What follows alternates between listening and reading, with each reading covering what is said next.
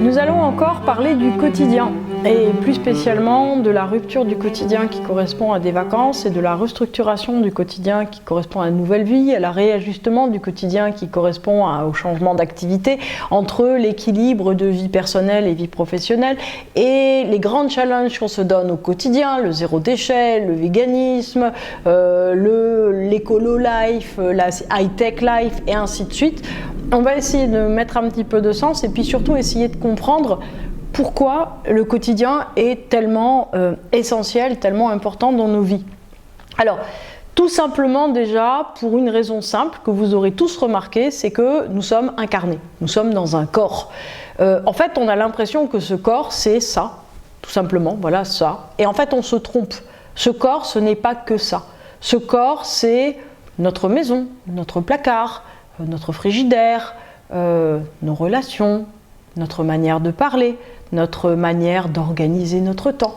En vérité, notre vie tout entière dénote, parle de nous-mêmes, parle de où est-ce que nous en sommes, de comment est la cohérence, comment est l'harmonie entre nous et nous-mêmes. C'est-à-dire qu'effectivement, quand je cavale le matin pour être à l'heure sur quelque chose, etc., je sais que je suis en disharmonie. Je sais qu'en fait, j'ai perdu l'équilibre, que j'ai perdu la paix. C'est un peu comme si on était sur une planche à roulettes sur un pied. Là, c'est garanti, je tombe par terre.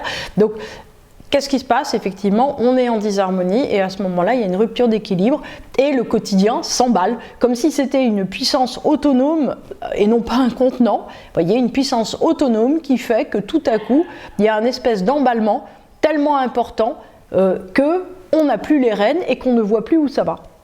Le quotidien, comme pas mal de choses en fait sur Terre, va avoir sa vie propre. C'est-à-dire que, je vous donne un exemple très simple, vous avez un placard, vous ne le rangez pas, à un certain moment, le placard a sa vie propre. C'est-à-dire qu'en gros, il entasse des choses d'une façon absolument hallucinante, des vêtements disparaissent, des chaussettes notamment, mais autre chose aussi, plein de choses disparaissent. Et puis, à un certain moment, vous redécouvrez des choses, puis vous vous dites c'est absolument impossible. Vous pleurez devant votre placard parce que vous vous rendez compte que vous ne rentrez plus dans quelque chose, jusqu'au moment où vous vous rendez compte que le jean dans lequel vous essayez de rentrer, c'est celui de votre fille de 8 ans, etc., etc.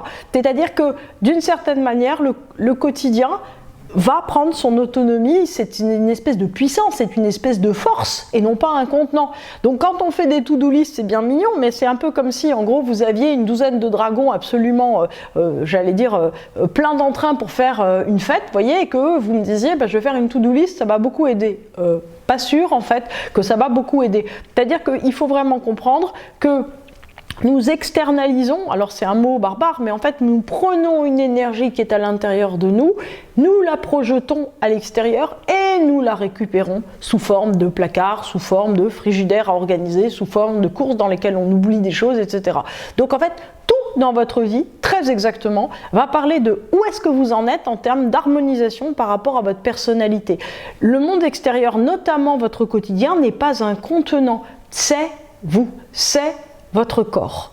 Et ça, c'est une chose qui est vraiment très très importante à comprendre et c'est pour ça que toutes les, tendances, alors qui sont moins actuelles qu'il y a quelques années, mais toutes les tendances de je range mon intérieur, de je suis minimaliste, de je prends soin de mes objets, je suis wabi-sabi en regardant cette assiette ébréchée qui me vient de mémé et que j'aime tellement parce qu'elle est ébréchée et qu'elle me rappelle ma mémé, le moment où je mangeais quand j'étais petite. Vous avez compris l'histoire. Donc, en vérité, si vous voulez, toute cette énergie, dont on est porteur, tous les objets, d'une certaine façon, et la gestion qu'on a de nos objets, témoigne aussi du respect qu'on se porte à nous-mêmes. C'est-à-dire qu'un environnement qui n'est pas rangé, un environnement qui n'est pas ordonné est quelque chose qui témoigne, on va dire, d'un irrespect qu'on se porte à soi-même, puisque, si vous voulez, on n'est pas la personne qui mérite d'avoir un environnement rangé. Alors, on se dit que là, c'est beaucoup psychologisé, mais au fond, moi, je vous propose de prendre des choses d'une manière beaucoup plus viscérale, comme j'aime bien faire,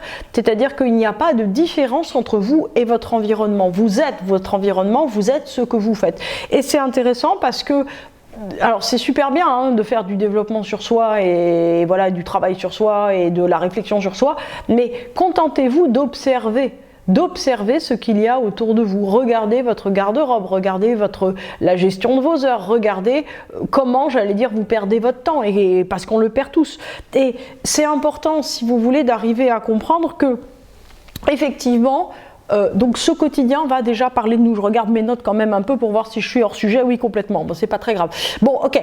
Donc, qu'est-ce qu'on fait à un certain moment quand ça part trop en vrille de tous les côtés, qu'on ne se reconnaît plus, qu'on n'arrive plus à donner un ordre, on se dit il faut que j'aille ailleurs, et c'est les vacances. Alors, outre le besoin de restauration, outre le fait qu'on est trop coupé de la nature, qu'on n'est pas suffisamment, j'allais dire, équilibré, outre tout ça, les vacances sont aussi, par rapport au quotidien, un moment où on va sortir du quotidien qu'on a créé, hein, comme une espèce de, j'allais dire de nasse à notre image, non pas tout à fait, de projection, une espèce de sécrétion, on va dire ça plutôt qu'exécration, non, sécrétion vraiment à notre image, vous voyez, comme l'escargot fait sa coquille. Donc on en sort et on se sent un petit escargot tout nu sans coquille, capable, donc on est en vacances, d'ailleurs on est sur la plage tout nu sans coquille, et on va se dire mais en fait tout est possible.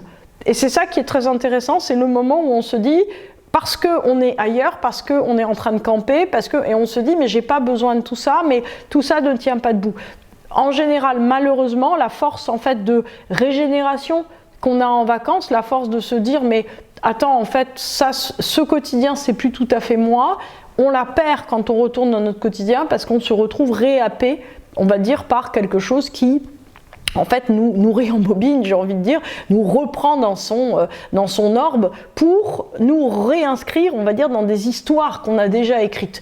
C'est très difficile de prendre le dessus sur son quotidien. Pourquoi ? Parce que ce quotidien, d'une certaine manière, à un certain moment, au début, c'est vous qui l'avez créé, et après, j'allais dire, comme vous voyez, dans l'apprenti sorcier, quand effectivement Mickey, vous voyez, commence à, j'allais dire, faire naître des données de la puissance à des balais pour qu'ils se déplacent tout seuls, à un certain moment, les créatures que vous avez créées ne vous obéissent plus. C'est tout le principe de la magie noire également. C'est-à-dire qu'en fait, vous créez quelque chose, au début c'est à votre main, et après ça ne l'est plus. Hein, c'est comme dans l'éducation, au début vous éduquez pas des enfants, et puis après on sait ce qui arrive.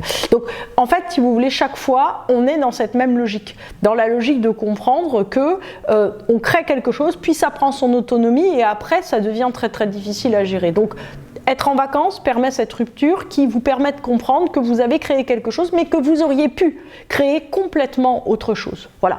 Donc à ce point, vous revenez de vacances et vous ne vous reconnaissez plus. Donc qu'est-ce que vous essayez de faire ? Vous essayez en fait de changer votre quotidien en donnant des axes de réflexion, en vous disant j'ai bien compris, il faut être zéro déchet parce que c'est monstrueux, j'aime les petites fleurs, j'aime la nature, ou bien vous vous dites mais il faut que je sois high-tech parce que les gens qui sont très nomades et qui ont, je sais pas moi, un téléphone qui fait tout, c'est super, jusqu'au jour où le téléphone plante. Puis il y a des gens qui se disent moi je veux être autosuffisant parce que vraiment faire pousser ses carottes c'est bien meilleur et en plus c'est très bien. Quel que soit, on va dire, le fil directeur que vous allez retrouver, en fait, vous allez essayer de donner une philosophie de vie, hein, il peut y en avoir des tonnes, hein, j'allais dire, ça peut être aussi le standing, de se dire mais moi je veux une grande maison magnifique, au bord de la mer, près des endroits où il y a des boîtes de nuit, où on est bien, etc., je voudrais vivre à Ibiza, etc., peu importe en fait, ce qui est clair, c'est que vous créez quelque chose, dont vous vous dites, c'est ma vie, c'est ça qui me ressemble, et après vous vous contentez en fait d'entretenir le fil et de courir derrière. Ce qui est très intéressant, avec une véritable rupture de vacances, donc vacances ça veut dire vraiment la pause, hein, c'est-à-dire en gros on se met en retrait, donc avec ça vous repartez complètement à zéro. Repartant à zéro, vous pouvez vous donner un axe philosophique de vie en vous disant je veux plus travailler autant, je veux être dans la sobriété, je veux être dans l'écologie, je veux être ceci, je veux être cela, quel que soit, j'ai envie de vous dire, le sujet qui nous sert à changer et à réordonner quelque chose, que ce soit un sujet d'actualité. L'actualité aujourd'hui c'est la sobriété, c'est quoi d'autre, je sais pas moi, l'écologie, c'est le zéro déchet, c'est le travail sur soi, ça c'est des axes actuels. Il y a 20 ans les axes c'était l'ambition, c'était avoir plein d'appartements, c'était travailler plus pour gagner plus, etc. Enfin bon, c'est plus du tout actuel ça, donc etc. Donc en fait si vous voulez, on peut prendre un bout et se dire cette philosophie de vie là c'est pour moi, c'est ça, je sais, je veux travailler plus pour gagner plus et je serai heureux, ou bien au contraire je veux plus rien dépenser dans la sobriété volontaire et je serai heureux, ou je veux me débarrasser de tous mes objets, ce sont les minimalistes et je serai heureux. La deuxième partie de la phrase, vous avez bien remarqué, elle change pas, et je serai heureux. Je serai heureux, ça veut dire quoi ? Ça veut dire que vous serez débarrassé du quotidien qui, à l'heure actuelle, vous enserre tellement qu'en fait, vous ne vous reconnaissez plus du tout dedans. Et que vous vous dites, mais qu'est-ce que c'est que ce quotidien atroce qui, en fait, m'empêche de vivre? Donc cette démarche-là, elle est bonne. Je vais vous expliquer ce qui est en train de se passer à l'heure actuelle. Depuis, donc, je ne sais plus quand c'était le Covid, 2019, 2020, fin 19. Depuis donc fin 19, on vit une situation incroyable. C'est-à-dire que avant ça, quand vous aviez envie de changer de vie, vous faisiez comme Vicki Robin, par exemple. Vicki Robin, elle a écrit un bouquin qui est une sorte de bouquin biographique qui s'appelle The Hands That Feed Us. Et ça veut dire en anglais les mains qui nous nourrissent, blessing the hands qui nous nourrissent, c'est-à-dire remercions ou bénissons les mains qui nous nourrissent, etc. Et en fait, ce livre-là, qui est un livre donc autobiographique, où elle parle du fait qu'elle était une petite fille grosse et qu'elle avait du mal à faire des régimes, c'est une américaine, voilà, elle nous dit, eh ben, en fait, toute ma vie, moi, j'ai pris des challenges. C'est-à-dire que toute sa vie, en fait, elle a fait ce qu'on fait quand on revient de vacances.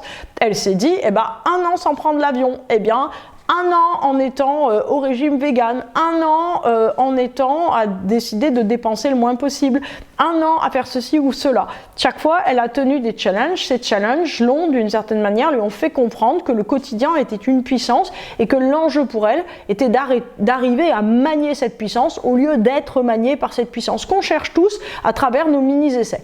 Depuis 2019, et non pas 1919, ça change tout le temps, c'est une catastrophe ces dates. Depuis 2019, 1919 c'était ma dernière incarnation. Depuis 2019, qu'est-ce qui se passe avec la crise du Covid? Nos challenges, en fait, c'est plus nous qui les décidons. C'est-à-dire que voilà, peut-être qu'en 2015, vous vous êtes dit, ça y est, je suis zéro déchet, à fond. Pendant 1 an, c'est le challenge, j'achète plus rien de neuf, sauf les culottes. Mais en dehors de ça, j'achète plus rien de neuf, c'est certain, voilà. Ou bien, vous vous êtes dit, eh ben, c'est un challenge et puis je vais ne pas prendre l'avion comme Vicki Robin, ou bien je décide de tout faire à pied, d'être en vélo, de plus aller dans un supermarché. C'est mon challenge de l'année. Très bien. Fin 2019, début 2020, il y a le Covid. Ah, là le challenge c'est ne sortez pas de chez vous pendant 3 mois. Ça alors, ah bah c'est pas moi qui ai décidé, hein, oui. Bon, ok, ne prenez plus l'avion. Bah, de toute façon, si on prend l'avion, on a une grosse chance de parvenir. Hein. Ok. Trouver, j'allais dire comment ne pas aller au supermarché et être livré, passer du temps sur le quotidien. Réapprenez à vivre ensemble en famille. Faites l'école à la maison pour vos enfants. Apprenez le télétravail à 100%. Est-ce que vous savez vous couper les cheveux? Ça, c'est tous les challenges 2020. C'est vous qui avez décidé? Non.